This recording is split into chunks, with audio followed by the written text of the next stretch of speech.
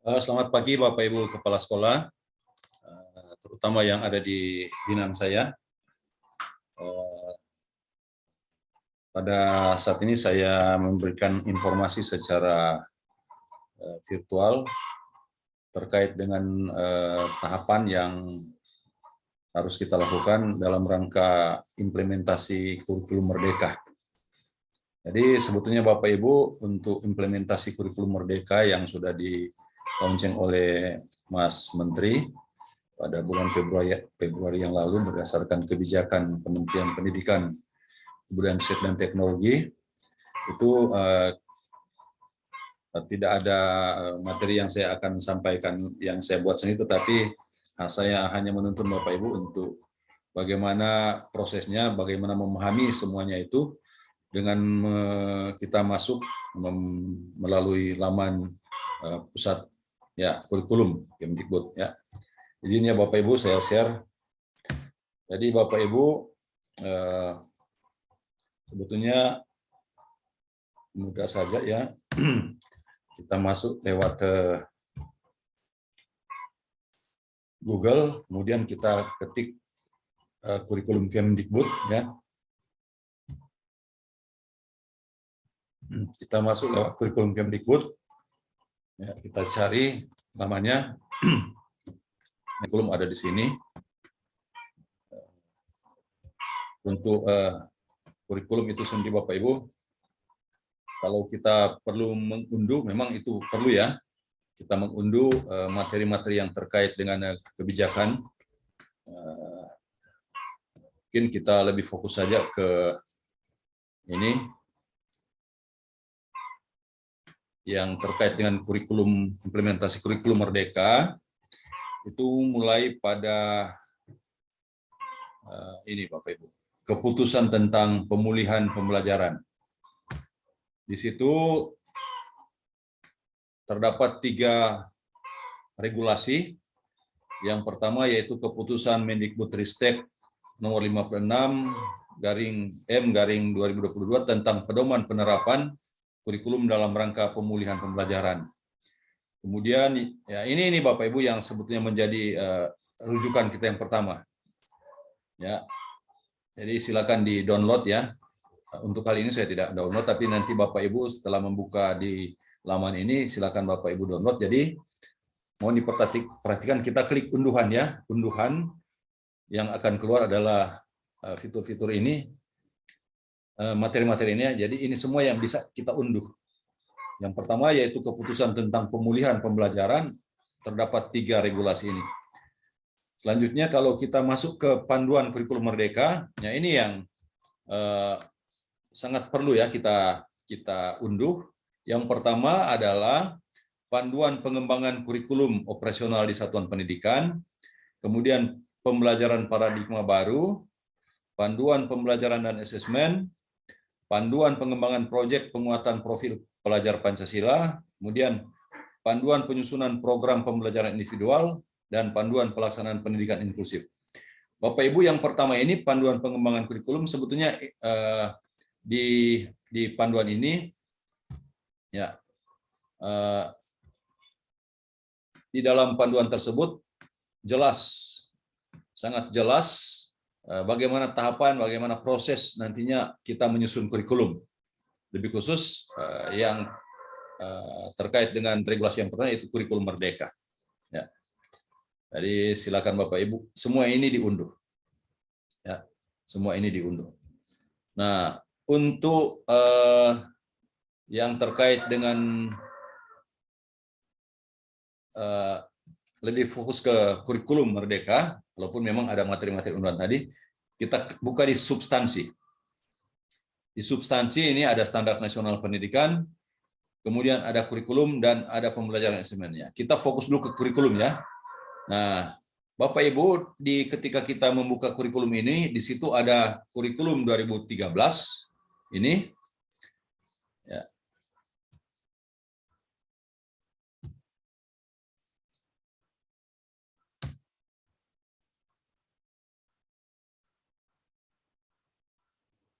Bentar ya Bapak Ibu.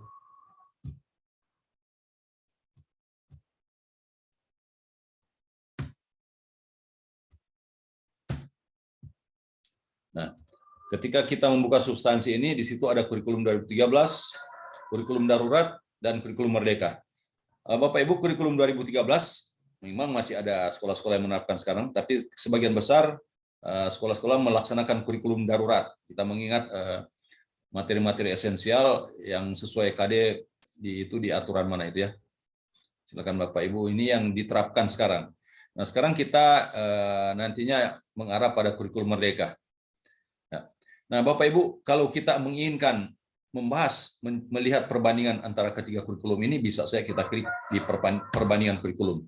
Ya. Di perbandingan kurikulum ini akan terlihat, silakan Bapak Ibu memilih, kalau SMP misalnya, karena binaan saya adalah SMP, ketika kita klik SMP, yang akan muncul adalah SMP ini, nah kita pilih, misalnya kita membandingkan kurikulum darurat dengan kurikulum merdeka. Kita pilih kurikulum darurat, kemudian di sebelah kanan ini, bentar ya, di sebelah kanan ini kita pilih kurikulum merdeka.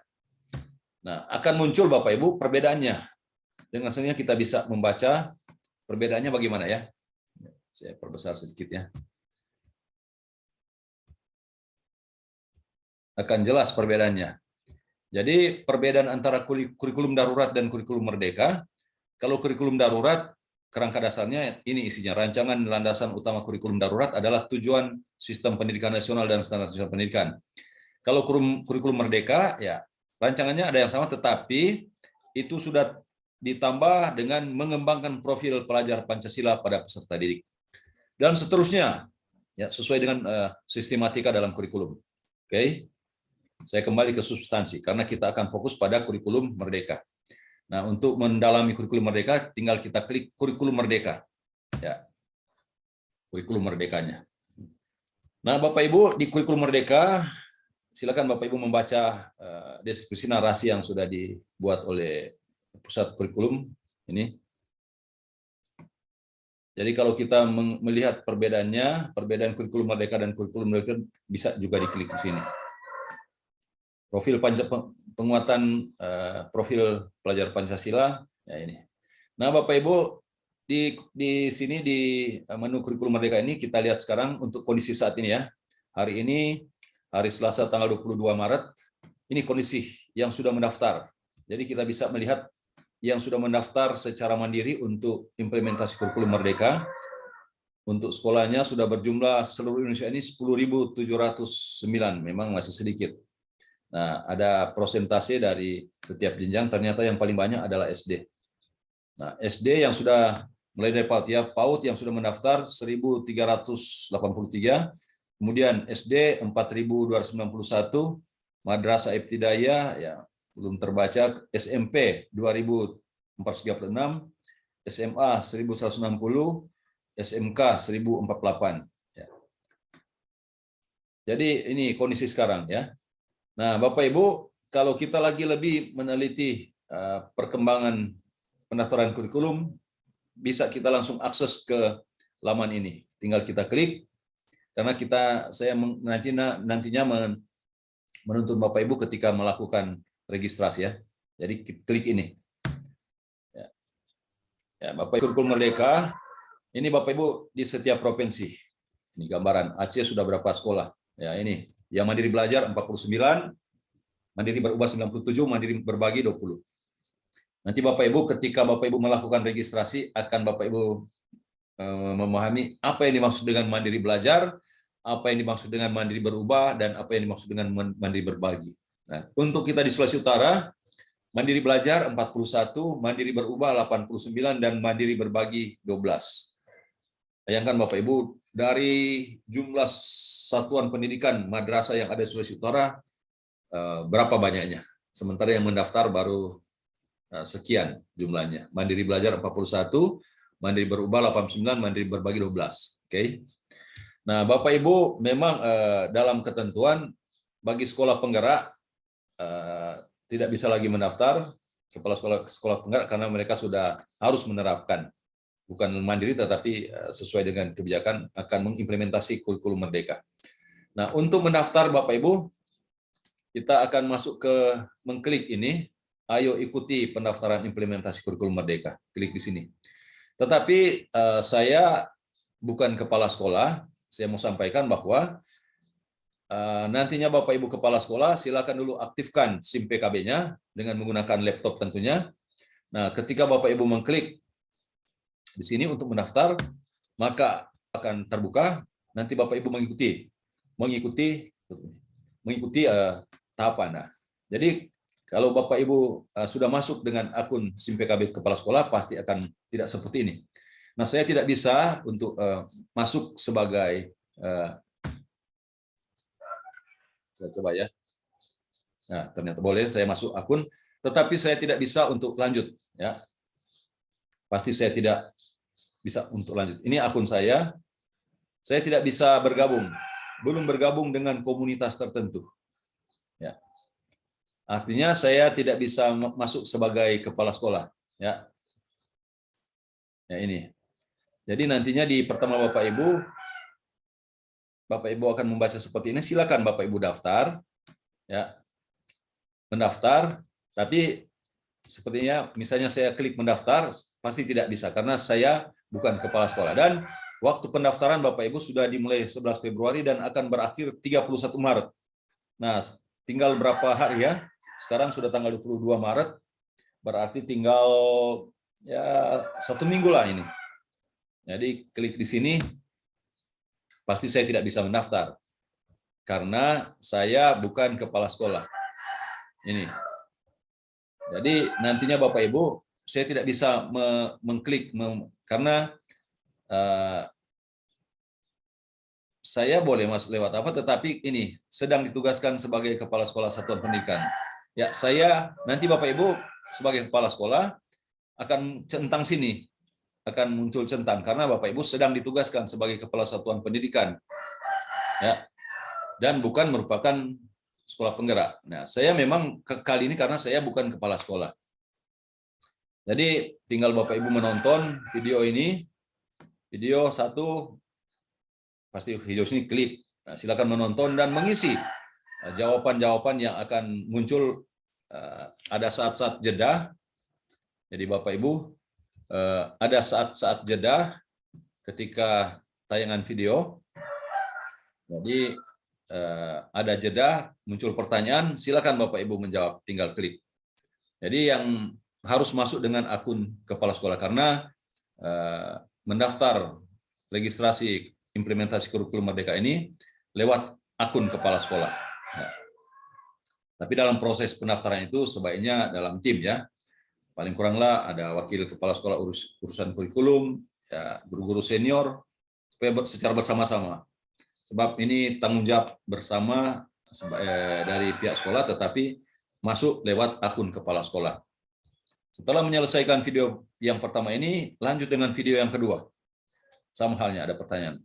Nanti setelah selesai semua ini video ini, akan kembali ke akun, ya, akun SIM PKB Bapak Ibu, dan akan muncul kuesioner. Ya, ya, silakan akan muncul kuesioner, dan ketika Bapak Ibu mengisi kuesioner tentu ada pertanyaan-pertanyaan dengan kondisi guru, kondisi pembelajaran, perangkat pembelajaran, ya, dan lain sebagainya. Bapak Ibu mengisinya sesuai dengan kondisi dan nanti akan Bapak Ibu juga memilih. Ada penjelasan situ yang saya jelaskan tadi itu mandiri mandiri berbagi, mandiri berkembang dan seterusnya, berubah, ya ada di situ penjelasannya. Saya kira Bapak Ibu itu penjelasan saya terkait dengan bagaimana Bapak Ibu melaksanakan registrasi dalam rangka implementasi kurikulum Merdeka. Mohon maaf ya, sampai di sini dulu saya stop share screen. Semoga Bapak Ibu informasi yang saya sampaikan ini bermanfaat dalam rangka proses registrasi yang Bapak Ibu lakukan dan berkaitan dengan implementasi kurikulum Merdeka di tahun 2002 ini, yang sejatinya Bapak Ibu itu akan dimulai pada tahun pelajaran 2022-2023 secara bertahap. Jadi untuk SMP mulai dari kelas 7. Jadi artinya siswa baru yang nanti akan kita terima ketika kita mengimplementasikan kurikulum mereka akan artinya struktur pelajaran, struktur sesuai dengan kurikulum merdeka. Ada di regulasi itu, ada di panduan. Jadi Bapak Ibu tidak usah berpikir khawatir. Kira prosesnya, tahapannya kita melakukan penyesuaian. Seperti halnya kurikulum 2013 yang lalu. Ya. Nanti di tahun pelajaran ke depan, tahun pelajaran 2023-2024, sudah kelas 7 dan 8. Nanti 2024-2025, maka sudah kelas 7 sampai 9. Ya seperti itu Bapak Ibu. Ya, dari SD juga begitu dan SMA. Barangkali itu beberapa informasi yang penting, karena waktunya tinggal berapa hari. Sekarang sudah tanggal 22 Maret, batasnya 31 Maret. Ya. Mudah-mudahan Bapak Ibu tergerak dalam era Merdeka Belajar. Ya, silakan Bapak Ibu melakukan penyesuaian berkaitan dengan kebijakan-kebijakan yang ada. Terima kasih perhatiannya. Semoga sukses dan salam sehat untuk kita semua. Selamat melanjutkan tugas. Terima kasih.